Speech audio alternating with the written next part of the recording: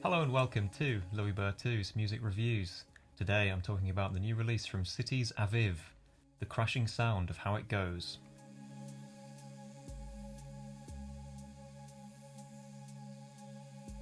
City's Aviv is the moniker of rapper-producer Gavin Mays, who's been producing left-field hip-hop as a solo artist since around 2011 actually. He's released quite a few records that seem to vary in popularity and I assume quality as well. But this was my personal first introduction to the man. I was simply scrolling through new releases from 2021 and just the cover really caught my eye. What can I say? Yeah, for a totally new record to me, I was actually quite surprised by how much I did enjoy this one. It did remind me a little bit of the quick cut, episodic style of Earl Sweatshirt's latest record, Some Rap Songs, mixed with some of the more sprawling and immersive sounds on an album like Love is the Devil by Dirty Beaches, which incidentally, one of my favourite bands of the decade. So that's a good thing. In terms of sound, this is definitely a hip-hop album, even if it is left field. On a lot of the tracks here, we do get a somewhat conventional rap flow, as well as samples that borrow from, old funk and soul records that are very telling of hip-hop. However, there's also certain influence, I think, from hypnagogic pop, as well as vaporwave even, which do give the record a more contemporary and creative sound within the genre. The style of rapping from Gavin Mays often feels more based in repeated mantras rather than conventional storytelling, I think. Which to me is sometimes a good thing actually, because I do find when rappers have a tendency to perhaps push an agenda on the listener through their lyrics, it can come off as a bit unwarranted or trite, unless of course you're Kendrick Lamar or Run the Jewels perhaps. So I think having more abstract lyrics on this album does, for me, let the music shine and also mean that the songs have more repeated listening value. There's also quite a lot of variety in the way that the vocals are presented. Sometimes you get a more urgent delivery, and sometimes there's a much more relaxed flow, which even at times sounds like a murmur, especially when you've added effects like delay and reverb onto it. It can sound quite different to the conventional hip-hop flow that you might be used to. And to be honest, on first listen, I thought that Cities Aviv was a hip-hop collective. I didn't realise it was just one guy doing all the vocals. I think that's in part due to the variety of styles and the variety of ways in which the raps are mixed on this record. Within a track list of 26 songs, there's plenty of highlights to choose from, but for my own sanity in this review, I'm only going to pick perhaps 5 or 6. I'm not going to talk about every song because that would be insane, and this review would go on for perhaps, far longer than it should.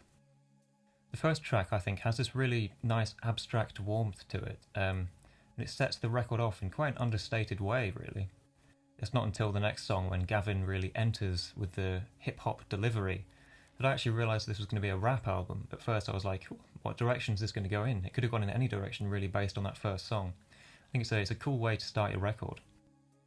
I also like the next track, A Million Smiles, which I think is track 3 on the record. Kind of starts out with this instrumental that almost sounds like a 70s cop show or something. It's just really, really cheesy, really hard-hitting, what you need on track 3, I think. And there's some nice fast-paced, relaxed flow from Gavin as well over this beat. But then at 1:30, I think 1 minute 30, we get this quite jarring almost beat change-up when we suddenly go from the upbeat 70s sort of sound to a much more emotional and subdued beat. Yeah, I really like that beat change-up. I think it's a great moment. And that, in particular, the Whoa, I Can See vocal sample does remind me a little bit of Jay Dilla, something perhaps that could have come off Donuts maybe, which is certainly high praise indeed. The track Stranded is another good one. I personally actually prefer Gavin Mays rapping when it's a little more subdued. And on this track, it sounds almost drugged sounding. It's amazingly relaxed and languid. And that combined with quite a brash vocal sample, I think, gives a good juxtaposition between the sweet and the sour, or the sweet and the savoury, I don't really know. Food metaphors, what are they good for? Moving on through the record, really a track that stood out for me on both listens of this album was the fantastic Dancing on a Wire. Yeah, the first time that track came on, it was like, where did this wonderfully groovy, funky music come from? I don't know, it kind of feels at odds with the rest of the record, but at the same time I'm so glad that it's there because it is a strong highlight, and I can picture myself putting this on playlists in the future and really playing it to death.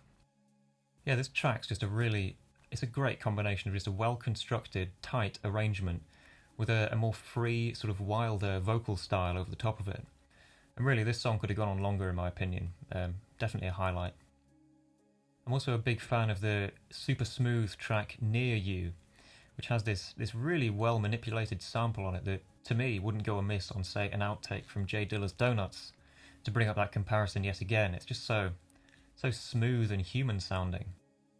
Yeah, it sounds great, this track, Near You, and it transitions really well from the previous track as well. It flows quite well. You might not realise the track has actually begun if you hadn't checked your phone and seen that the song had changed. So yeah, that's the end of my highlights from the first side, sort of the first half of this record, the first 13 tracks, I guess. And to be honest, there are less highlights in my opinion on the second half, but there's still a few, and I think the second half is a lot more consistent, even if there are less highlights. A moment I really enjoy is that close-sounding vocal sample on the track, A Piece of Me, which kind of goes, I thought you knew, a couple of times over a quite cool, chopped-up instrumental. Eventually, Gavin Mays brings in a rap, kind of based on the lyrics, A Piece of Me, and it's fine, I guess, but really, none of the raps really hit me in the same way that first vocal sample does. I think it says quite a lot in a little. It says perhaps more than any rapping or any lyrics afterwards could. Another track I enjoy near the end of the record is Walk Across the Mezzanine, which is a fun one. It has this really slow-moving, languid, half-time beat, which underpins Mr. Cities' quite delayed vocals. And yeah, it's quite a trip-hoppy almost influenced one, and the name suggests that as well. Mezzanine, Massive Attack, there's that connection as well. And I'm not entirely sure what Gavin Mays is going on about, but occasionally the line Walk Across the Mezzanine sort of surfaces through the mumbles that he creates on this track.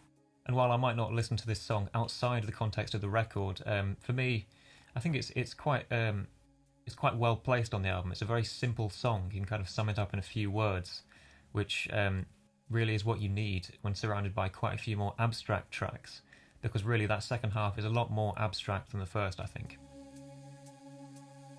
So if I had to criticise this record, I think I'd do it for two main reasons. And the first is there's a lot of beat change-ups and a lot of mood change-ups, which are fine. I do quite like some of them, but when you're talking about a record over an hour long, I do think that some of that formula perhaps does become a little bit predictable and tiring to listen to, perhaps. Like these beat change-ups, these sort of transitions between songs often feel quite brash. It almost feels like the songs don't end properly. They just kind of get cut off at almost an arbitrary point. And I guess you could make you could make the argument that that's perhaps a creative decision, and it's almost like switching channels on a TV, where this kind of quick-cut approach to songs in different moods. However, I do think overall it does, perhaps, it's to the detriment of the cohesion of this record. An example of this, I think, is the quite unexpected and over-the-top soul sample on the track How We Began, which I think is quite jarring after what I would consider to be a highlight of the album, Dancing on a Wire. So yeah, perhaps a little bit chaotic in regards to the quick mood and beat change-ups on this record. It's not a huge criticism, but it's one that I have nonetheless. I think the second thing I would criticise this record on is the second half is, while it's perhaps even more cohesive than the first half, I do think there's less highlights, and also it just feels like it goes on a little bit too long, that second half. A lot of the songs are kind of predicated on this one musical idea which I do appreciate. I respect that. I respect simplicity. But when your musical idea isn't the most interesting, I do think that the quality of the songs perhaps lacks at certain points. And there's a couple of songs here like Lights Out and the closing track, really, that I don't think I would miss if they weren't on this record, let's put it that way. But despite being perhaps a little bit too long and quite jumpy in its mood and beat change-ups, I do think this is still, Crashing Sounds makes up for it by just having so many great little entertaining moments and songs.